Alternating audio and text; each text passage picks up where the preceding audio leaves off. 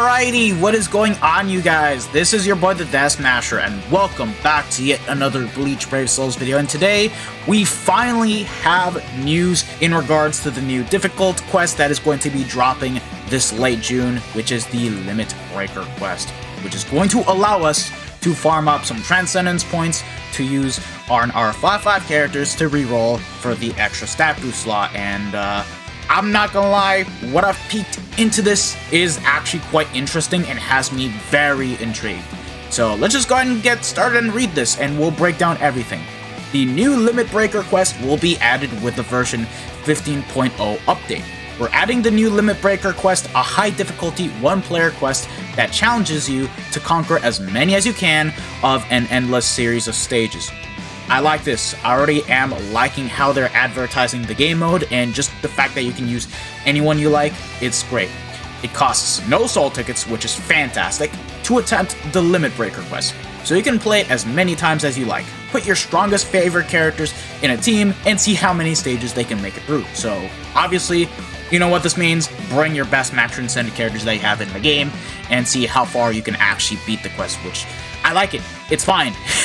And the crazy thing is that this is literally the game mode that was designed for the likes of Macy, the remake of Quincy Ichigo, the remake of 3rd Annie Oak outside of Guild Quest. Every single one of the characters that don't have farming skills, you want to use them, which is pretty damn good. The Limit Breaker quest is unlocked at player rank 50. So, you know what this means, lads. You guys need to go out of your way, max out your player rank if you're new, and get all of this done. And it's worth it, because at the end of the day, you are going to be getting a ton of orbs just by completing all the player ranks. And the requirement to even do the Limit Breaker quest besides that is also to have units at T10. The Limit Breaker quest must be attempted with a team of 3 characters, which that we already know. Each character slot is bound by specific rules, so make sure to choose characters that match these rules. So yes, in this type of quest, there are going to be set rules where you want the character to meet the specific requirements in order to clear through the quest just fine. So we'll just go ahead and take a look at everything else. The character change. The playable character will automatically change with every stage. It cannot be changed by the player. So every time you clear a said stage, it will automatically switch to any one of your selected characters at random. So like, let's say you have a character set up for slot 1. Once you clear that stage in slot 1, the next stage you go to will pretty much change to the next character that is in slot 2. The cooldown times of strong attacks that have been used and remaining times on buffs for characters not being used, which is basically, characters that can boost up like Tokinada, etc., will be paused until they become the playable character once more. So, this game mode is literally trying to make you prioritize what kind of strong attacks to use, which is actually crazy to think about. And, characters like Quincy Ichigo is actually going to be, pretty damn good here. If any character is KO'd during the quest will end. So, any one of your characters dies, that's it, game over. You will have to restart all over. So, you guys definitely want to get your A game and start dodging around. So yeah, the rewards and the stages on the result screen, you can see how long it took to clear each stage. Use this information to improve your times by adjusting your team and equipment. So, yeah. That's all there is. And wow, look at these rewards. These are amazing. This is what I like to see. Not just Transcendence points, but like even orbs. So this is going to be very good. I definitely am going to see myself playing this game mode a lot, depending on how this is.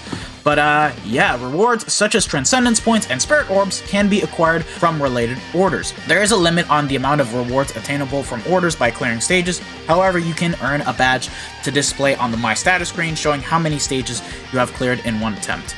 Aim to clear as many stages as you can within the time limit. Now, we don't know for sure if these are going to be limited or permanent orders that you can get like Chronicle quests, because let's say you play as the set character for like X amount of times.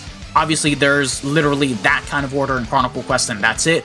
But here, it does seem like they're more than likely going to be limited orders, meaning that they are going to be updating them as time goes by, whether it be in like a span of a month. We just have to wait and see. If anything, I just hope that it's literally limited, because let's be honest here, you guys want to get those 25 orbs completely refreshed. You want to get those TP completely refreshed, so that way you can just easily farm them up on a monthly basis And then we have the quest details. So here is where you want to completely strategize everything that you need to do in order to prepare yourself for when the quest actually drops. So yeah, remember how I said that it requires T10 units? Well, there you guys go. It says minimum link slot level of 30. So obviously it means you want to get the units to T10 to have the characters be playable in there. But at best, you want to get these characters to be T20 in order to clear the quest as fast as possible. So yeah, and here we have the quest information. So let's take a look at slot 1. The enemies are going to be speed hollows, and we do have rules per set slot. So like slot 1, you want to have a range damage character and characters that have the killer effect. So here, you want to pick out your best ranged hollow killer in order to clear through the stages that you have in slot 1. In slot 2, we have Mind Soul Reapers. And obviously, same exact rules, is that we have range damage and killer effect multipliers. And on top of that, there's also going to be paralysis pools that will just happen to screw you over if the character is not immune to paralysis. So, whew, that's crazy. That's actually crazy. And then slot 3, we have Technique Quincy's, but this time it's gonna let you use a melee character, and of course the killer effect is still gonna be applied, but there are burn puddles here. Now, I think these types of quests are going to be changing on a monthly basis. We don't know. We'll just have to wait and see until the actual quest drops. So for now, this is basically all that we have. And right now, we can easily strategize how we can beat this. So like, let's just take a look at slot 1, right? You want to use a ranged hollow killer, right?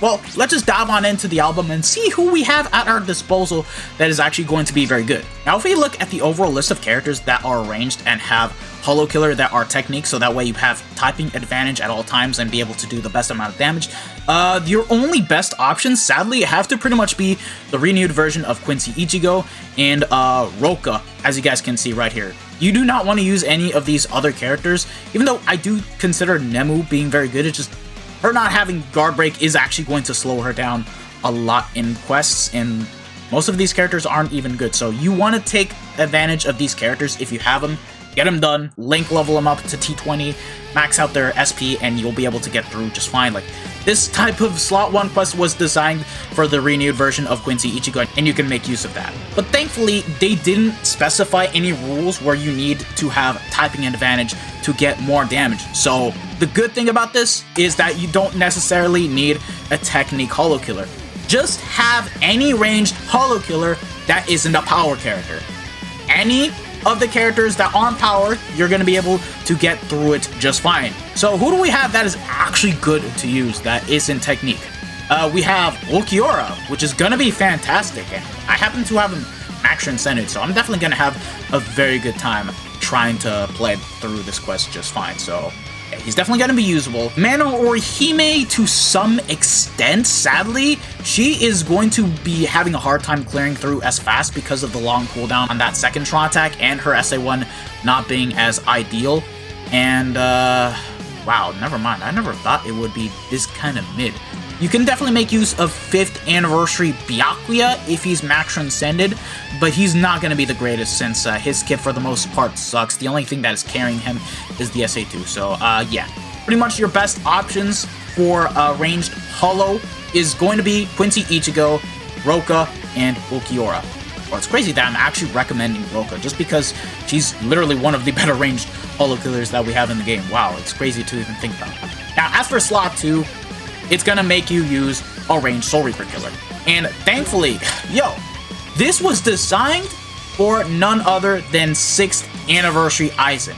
And even then, if you don't have 6th Anniversary Aizen, there are still a lot of good characters for you to use here. So like, woo, we definitely have a lot better in terms of characters to use. So yeah, Aizen is definitely gonna be the best character to use by far. But if you don't happen to have him somehow, any of these characters above him, except I want to say Halibut, are pretty much going to be the way to go here. Shunsui still hits quite decently hard. He's going to have the charge. He has the beam. Bruno's still going to be very good. Kisuke is going to be fantastic. Nini is going to be okay. Just the second Tron attack is going to slow her down. 7th Anniversary Ichigo, even though his SA1 is mid, he's going to make it up nicely with that SA2 and SA3 of his. Uryu's going to be okay. Other than that, it does have a better selection of characters for you to use for slot 2, but if you guys have 6th anniversary Aizen, then what the hell are you guys doing? Use him. He's gonna be able to get through the quest just fine, like, easily. There's just no debate about it. And for slot 3, it's literally gonna make us use melee Quincy killers. So what do we have that can pretty much help out in terms of clearing slot 3 stages? Sadly, not a lot of characters, but obviously the best one is going to be 1000-Year Blower Yamamoto, and if you do not have the likes of Yamamoto, you guys can still use this Arena Halibo, which is actually going to be quite fast, even though the damage output is not insane. Lisa's going to be very good, and that's it, sadly. You only have these 3 characters, so for slot 1 and slot 3, it's not exactly the most ideal set of characters that you guys can use, but if you guys have Yamamoto, Quincy, Ichigo, and of course 6th anniversary Aizen, that is literally the best team to go for this Limit Breaker quest. And until then, we don't know if it does get updated, but I'm pretty sure it will be, because you're not going to be using the same characters forever and ever just to clear out the stages fast. So yeah, there's that, and that's the whole Limit Breaker quest completely broken down. And my team is going to be ready to go. Now, that being said, even though you're going to be bringing these characters, now in terms of the bonus abilities, the thing that you guys want to go for has to easily be full stamina damage boost and long stride, because even though these characters are going to be meeting the best overall requirements to go through the quest fast, you guys still want to make use of long stride just so that way you can zoom across the map and literally finish the quest as fast as possible. And sadly, most of these characters do not have long stride, but thankfully, via the bonus abilities, you can just do that. Like in my case, I'm going to be swapping out weakened defense for long stride, so that way I can clear through as fast as possible with Yamamoto and get through that done. And then Aizen, same exact thing. It's pretty easy to do. You guys want to know how many oceans and super pots just to get that changed? Well, I'm going to tell you guys right now. Literally 150 super pots, 250 normal pots, and 300 droplets. So pretty easy, honestly speaking. Like, just get some farming done, and there you guys go. You will be able to take on the quest just fine. And as for my boy Ulquiorra, I don't need to give him long stride because he already has it via the innate ability. So great, I can make full use of full stamina damage boost and weakened defense, even though my best nuker is going to be Yamamoto. That's the whole entire quest broken down. I will be doing a video of me attempting the Limit Breaker quest with my best overall setup, links, and accessories, and you guys will see how I'll go through it. Now, when this quest will drop, it's going to be in late June. The date, we don't know exactly, but for sure, once the game goes through a very long maintenance to get the whole game updated, that's when we'll have the quest available to us, and we'll be able to go through it. So yeah, I'm excited, and I can't wait to tackle this on. At least it's going to give some form of life to this game, and at least it's not just going to be me farming the point event, so I'm pretty excited. How do you guys feel about the Limit Breaker quest? Let me know in the comment section below. Anyways, thank you guys for watching. I hope to see you guys all in the next one. This is your boy, the Dash Smasher, and I'm officially signing out. So take care, lads. Peace out. Bye.